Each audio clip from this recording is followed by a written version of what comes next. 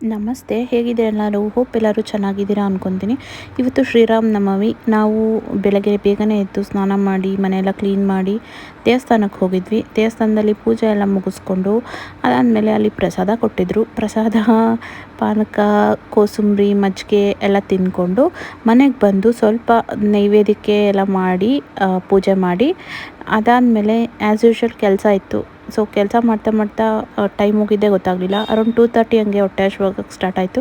So cousins ಎಲ್ಲ ಮುಂಚೆನೇ plan ಮಾಡಿದ್ರು ಈಚೆ ಹೋಗೋಣ ಊಟಕ್ಕೆ ಅಂತೆ.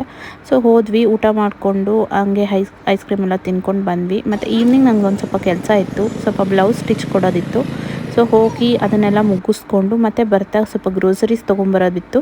ಸೊ ಗ್ರೋಸರೀಸ್ ಎಲ್ಲ ಏನೇನು ಬೇಕೋ ಎಲ್ಲ ತೊಗೊಂಡು ಮತ್ತು ಮನೆಗೆ ಬಂದು ಚಪಾತಿ, ಬೆಂಡೆಕಾಯಿ ಪಲ್ಯ, ಹೆಸರು ಕಾಳು ಪಲ್ಯ ಮಾಡಿಕೊಂಡು ಊಟ ಮಾಡಿ ದಿನನ ಮುಗಿಸ್ದೆ. ಐ ಹೋಪ್ ನಿಮ್ಮೆಲ್ಲರ ದಿನವೂ ತುಂಬ ಚೆನ್ನಾಗಿತ್ತು ಅಂತ. Thanks for watching. Follow for more. Bye.